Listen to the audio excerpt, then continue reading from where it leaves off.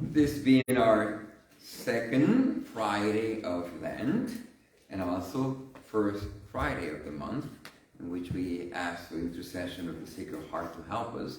In today's Gospel, we have one of those tough teachings. And I'm going to focus in the part that says, if you bring your gift to the altar and there recall that your brother has anything against you, leave your gift there at the altar. Go first and be reconciled with your brother and then come and offer your gift. Today we're offering the gift of the Holy Eucharist, but with that we're also offering our fast, our praying, our giving, our disciplines to grow in the spiritual life. Perhaps something to focus on is throughout the day, and perhaps start now. Do I have something against a brother or a sister, a friend, a neighbor? Let the Spirit bring to mind. Who do I need to reconcile?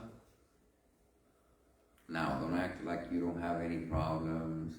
No person you need to be reconciled with. Let the Spirit bring to the light.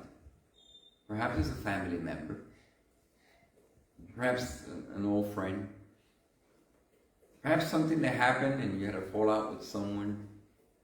Or someone perhaps did something against you. Maybe at work. Maybe one of your supervisors, a superior, or someone under you. Maybe one of your children.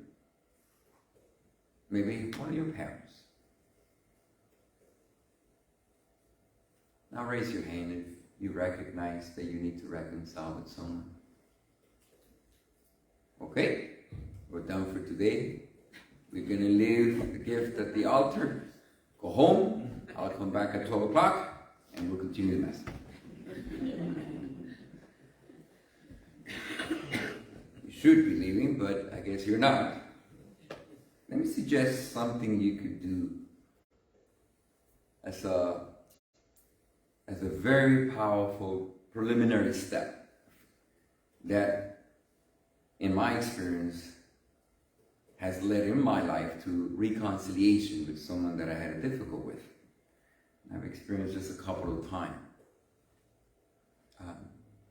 It's referred to it as unilateral forgiveness. Have you ever heard that term before? Unilateral forgiveness. By the word of it, you could tell, unilateral, one way. So forgiveness that is one way. Reconciliation is when it goes both ways. Before we get to reconciliation, often we have to start first by forgiving, and often it's a one-way street first. We often say, no, I'm not going to forgive unless the person asks for forgiveness. And if the person never asks for forgiveness, then you will never be bringing gift to the altar because you have not reconciled with your brother, your sister. So unilateral forgiveness is the following. Is you make the choice to forgive. Notice it's a choice. It's not a feeling. You're not going to feel like forgiving someone. If you're waiting for that feeling, you will never forgive. Don't come and offer gifts because you're not going to be reconciled. It's not a feeling. It's a choice.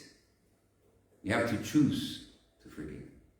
I choose forgiveness. Because the contrary, I don't suggest it. Hatred, resentment, bitterness is death.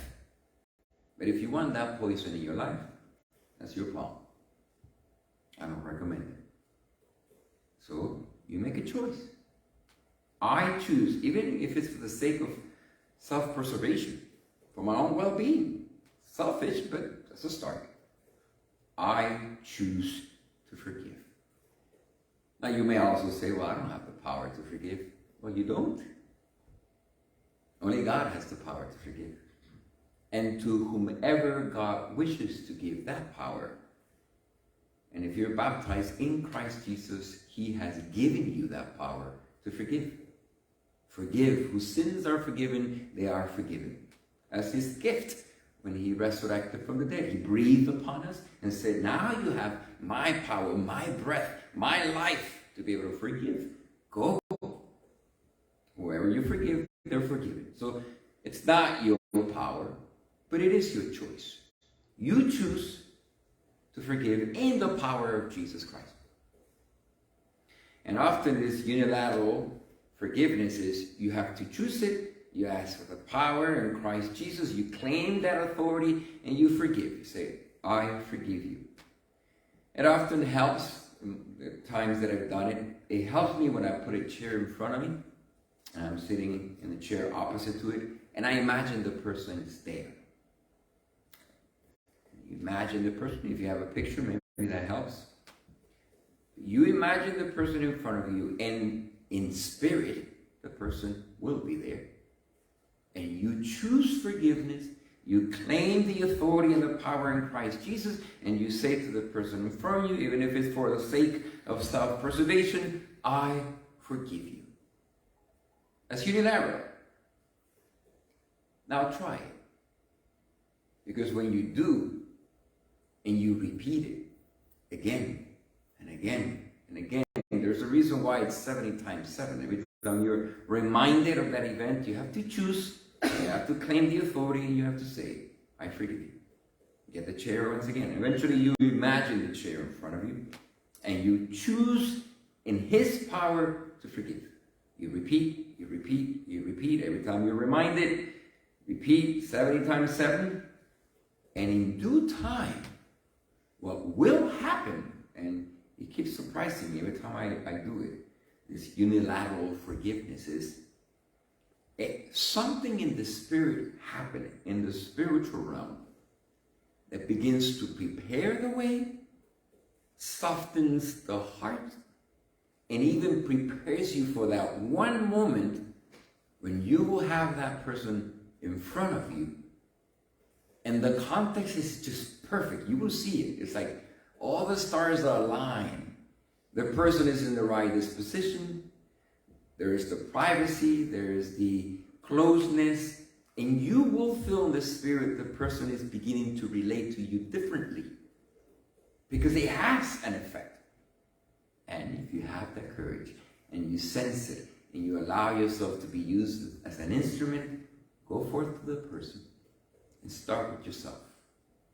I want to apologize for what I did.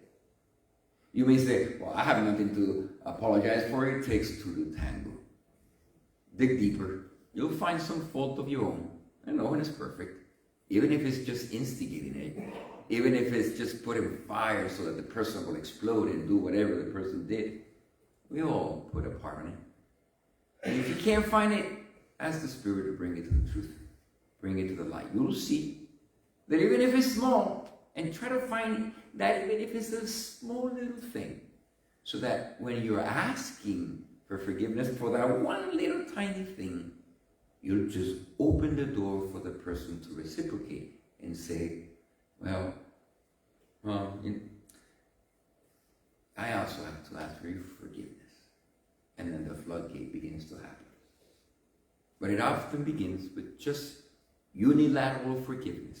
You choosing, you claiming the power and the authority, and you doing it in spirit again and again and again. And in doing so, you will prepare the way in the Spirit of God for that reconciliation eventually to happen. You don't believe me? Give it a try. And once you experience it, share with others so that they too may have a way to be reconciled with your brothers, even when at times it seems impossible. And that way, we could gather here again and again at this altar, knowing that even if I'm not reconciled, at least from my part, I've done this unilateral act of forgiveness that is preparing the way for that ultimate reconciliation. May our fasting today remind us of our need to be reconciled. May our prayers today lead us to discern and find who do I need to reconcile, what wrong did I do. And may our giving be a giving of ourselves in humility, recognizing that we are all in need of God's mercy.